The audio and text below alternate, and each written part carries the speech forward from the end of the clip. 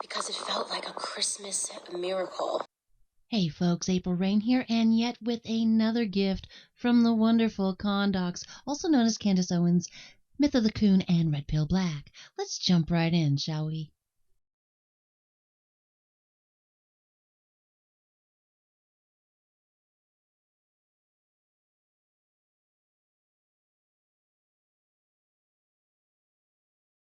Yesterday, I was sitting in the train station in Philadelphia. I was in 30th Street Station, and my Amtrak got delayed, so I went to sit in the cafe area by myself. I was sitting down, and a younger black man came up to me, maybe like in his early 30s, and he said, "Excuse me." There was no one sitting at my table. There were 2 extra chairs. He said, "Excuse me, may I sit to ask you a question? Like, may I please ask you a question?"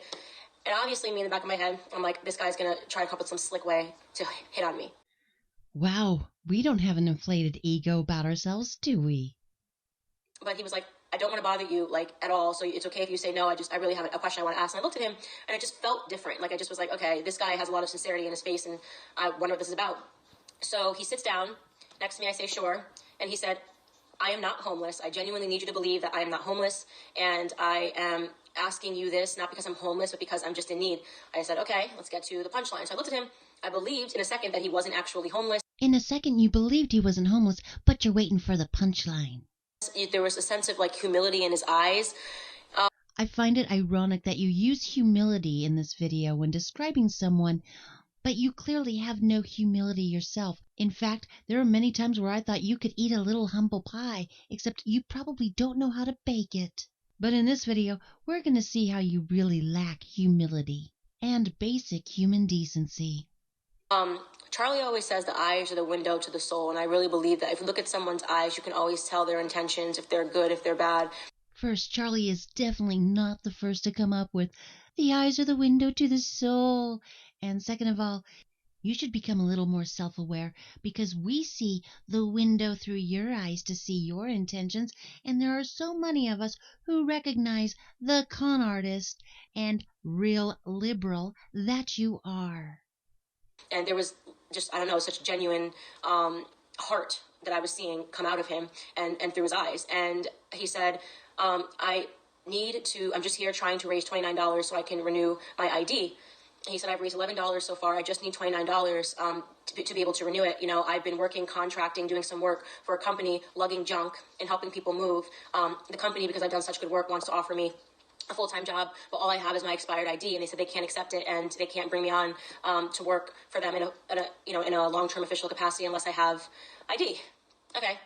So first I said to him, first question I asked, what's the name of the company? And he instantly said, the company's name is J-Dog. It's located in Wynwood, Pennsylvania, blah, blah, blah, blah. So I said to him, "Why don't you have an ID?" And he said, "I don't have an ID because," and then he kind of looked down. He said, "Look, I'm going to be really honest with you. I got out of prison.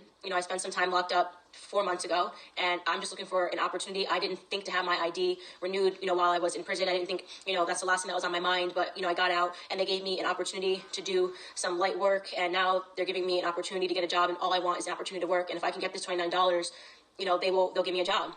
You actually sat there and asked him a question where the answer was obvious. The reason he doesn't have ID, Candace, is because he doesn't have the money. Thinking of asking questions, did you bother asking him what he went to prison for? I doubt it. Otherwise, you would have told us that, because you tell us everything else about him. Let's continue. I instantly sometimes you just know when someone's telling the truth, and I just knew that he was telling the truth. So I was like, all right, watch my stuff. I went to the ATM, and I took out $40, and I told him, "Keep a change." So you're virtue signaling that you gave him $40, even though he only needed $29, and for him to keep the change like some little peasant serving you. Nice job, Candace. "And I hope you get the job." And because I live in the Wynwood, Pennsylvania area, I said, "Do you have a card or something that I can contact with you? And because I'll also, when you do get the job, I will use you to move, because I'm moving in a month or whatever." So he gives me the card, and here it is. I don't know if you guys can see it. J-Dog. And on the back of it, which is really amazing, it says veteran opportunity. And I said, "Okay, cool. I'll call you. I'll call and I'll get in touch with your manager when I want to hire you." And he said, "Oh, if you don't mind, put in a good word or say that I did a past thing for you, but don't tell him that I was here asking for $29. I didn't promise that I wouldn't do that. Of course you wouldn't promise to do such a thing. You're looking for an opportunity because you're an opportunist. Now let's think about this for a second. He's asking you to please not tell his boss that he's walking around town asking people for money. That's not only embarrassing for him and could be grounds for being fired, but it is emasculating. But the chance to virtue signal like the true liberal that you are and brag about the things you're going to do for this guy and dox him on top of it is just too much for you to pass up on. So as soon as he left, I was so touched by it. I literally had tears in my eyes because I just, like, I don't know, just obviously you guys know I've been lobbying for the First Step Act. To have this person come up to me and say that all he wants is an opportunity. You had tears in your eyes. Oh, isn't that touching? And this was such an amazing opportunity that you knew instantly that you were going to make sure you were going to take every advantage of this opportunity to virtue signal and possibly have this man lose the opportunity that he wanted. Great job, Candace. Felt really amazing. So I called this company yesterday. You guys can call it too. And I wanted to see if his story checked out. He told me his name is Michael Miller. Knowing your personal background on doxing, especially when it comes to social autopsy, and how it took the left and the right to get you to take down the doxing website, I know it felt really amazing for you to once again be able to dox someone, which you just did. Not only did he ask you to please not tell his boss that he's walking around town asking for money, but now you are putting his name and his place of work and the fact that he's an ex-con out there for the entire world.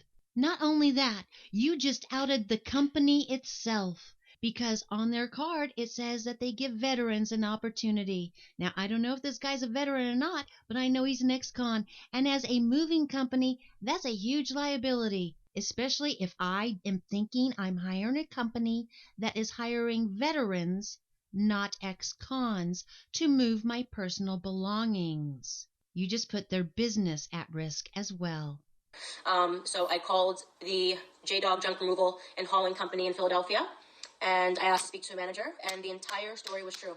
So here's what we are doing. I got into contact with all of my 12 Black influencers for the Blexit movement, and I shared with them the story immediately as it was happening. Back up just 1 second. Your Blexit movement, huh?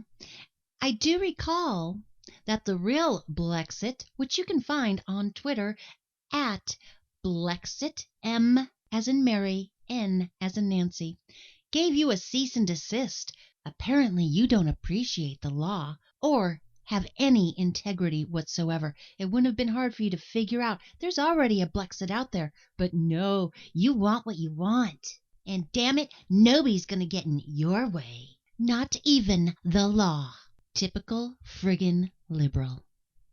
As soon as I got on the train, I just said this unbelievable moment because we all had just lobbied for the First Step Act, and this happened yesterday evening. And I said, I want to get something together for this guy. I want to do more. I feel like here's, $29, but what else does he need? He wants an opportunity. He's not, asking for handouts. Technically, yes, he was asking for handouts because he didn't offer to do anything for you for the $29. Second of all, that wasn't the only thing he was asking for. He asked you to not tell his boss he's walking around asking for money. He asked you to not emasculate him. He asked you to keep things private. But you couldn't. No, you wouldn't do such a thing because you're in it for the fame and fortune. You needed something to say, look at me again, America. Look at what a good person I am. When people do something good for others, they usually don't broadcast it to the entire world. But that's what you do. Why? Because you are a narcissist. So we decided that we are going to put together like a gift basket, like a first step. We're happy for you for pursuing opportunities. We're going to buy him work boots since he works for a junk lugging company. We're going to buy him work gloves since he works for this J-Dog company. And we're going to buy him sneakers. We just tried to think of everything possible. Look, America. Look how good we are. We're going to buy him boots and sneakers and gloves, all because he works for this place. He's an ex-con. We don't even know if he's a veteran, but who cares? Because we're lobbying for blacks to be free from prison, even the ones who were guilty of violent crimes. If anyone watched the video of her talking to Ted Cruz, he kept saying, you're not excluding violent crimes. You're not excluding these people. Oh, yes, we are. What crimes are you talking about? He actually pointed it out to her. He wasn't the only one who pointed this out to her. Tommy Lauren also pointed this out to her. She doesn't care. Why? She wants what she wants. She wants that fame. She wants that fortune. She wants you to get out of her way. And she doesn't give a damn who she hurts in the meantime. Okay. Now, this bill is a different bill than Right, that one, right. and this bill has moved in the right direction. Right. So I want to get to yes. Our staff is working on a proposed amendment to draw a line and to exclude violent crime, to focus on nonviolent drug offenses. You know, mind you, listen, if someone gets busted for possession of pot, that's a very different thing than if someone is a violent criminal. And what I don't want to be is releasing violent criminals, murderers and rapists and people who have committed violent crime. I spent too many years working in law enforcement and dealing with really bad actors to want to release violent criminals. Right, but they're excluded. Some are, some are not. So I want to get to yes. I hope I can get to yes. You know, all of these, because all of this, a lot of it feels like fear-mongering, because I'd understand if we were we're recreating the wheel, we don't know if it's going to work. This is why he brought up Brooke Rollins. Doug Deason, they have done this. They've spearheaded this. We've seen it work. You guys are closing down prisons in Texas. I was, shocked to see you on the maybe list. I was like, what? He is from the great state that did this right the first time, saved $3 billion over the last decade. There is I have visited with too many families of people whose kids would kill. I'm not interested in releasing murderers and rapists. I'm just not. No, and I'm not going to look the mom in the eyes and do that. Right now it doesn't do that. I hope we can get there. But some of the one where I'm quite comfortable lifting mandatory minimums, and that's very different from if someone commits a crime of violence. Right. But the crime of violence is it's excluded. They wouldn't be. But there are a bunch of them that are not excluded. Which ones? It's piecemeal. Which ones? This gives us a chance to finally say to ourselves, look, as a Republican Party, we wrote the wrong that the Clintons came in and did. And I'm all for it when it comes to nonviolent crimes. But which violent crimes are on there? There's 50, listen, there's some of them that are not. Carjacking is not included. Aircraft piracy, drive-by shootings are not included. Threats against the president are not included. Genocide is not included. Rioting in a correctional facility is not included. Transportation of minors for illegal sexual activity is not included. These are not hard to add. Right. That's why I'm working. So that's what you're suggesting, Yeah. just adding those But you particular. know, if we don't get done in 2 weeks, you know it's not going to get done. Do you believe know it? that? Do you believe if we don't get it done in 2 weeks, it's He going to knows get done that. He somehow? knows that. He's been doing I this think long that enough to you're know gonna do that. it. We're definitely not going to get the credit either for that. So for someone who's lobbying for some type of action, you would think she would know which violent crimes were not included in the bill. She kept asking for it, so either she really didn't know, which means she didn't do her homework, which means at the end of this little clip that I showed you, she doesn't care if nonviolent crimes are included or not. She just wants what she wants. Or she did know which violent crimes weren't included, and, again, didn't care because she wants what she wants. And to hell with those in her community who were victims of these violent criminals. Mark Lutchman happens to live in Philadelphia. I don't know if you guys follow Mark Lutchman. Oh, a warm coat. What a good idea. That is so good. Thank you. This is why I freaking love the internet. Thank you. All right, let's get him a warm jacket. Wow, for someone who's lived in the Northeast for most of their adult life, you would think a warm jacket would be the first thing she would think of, but no. Someone on the internet needs to tell her that. And we're going to do it publicly. He had obviously had no idea who I was. His boss, when I called him, knew who I was. Of course you're going to do this publicly. You're going to make a grand stand about this. I wouldn't expect any less from someone like you. And the fact that you even have to say, his boss knew who I was. You sound like a celebrity when they get pulled over for a DUI, asking the cops, do you know who I am? And he said it'd be great if you stopped by. We employ a lot of veterans. Gee, I wonder why they don't advertise that they employ ex-cons. So we're going to get together a big basket for this guy. I want to donate the kicks. Okay, cool. I'm going to put a link below. I don't know how to do this. But I'm also going to put the name of the bosses that I've been talking to in case any of you guys want to call and just check out the story. So not only is she bragging about what she's going to do for somebody, and not only did she dox somebody, and not only did she put a company in jeopardy for possibly false advertisement, hiring ex-cons when you think you're going to have veterans come move your stuff, and I'm positive that she didn't ask him what he did to end up in prison. Otherwise, I'm pretty sure she would have told us what he'd done to end up in prison, especially if it had fit the narrative for the First Step program. So here's my questions with that.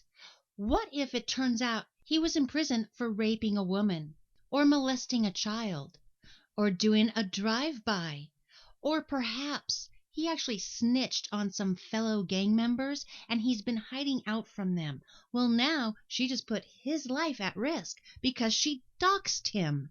I certainly can't be the only one who sees the various problems with what she's done in this one Periscope of hers, which she published on December 4th, 2018. All right, you guys, there you have it. That's my take. Have a great one.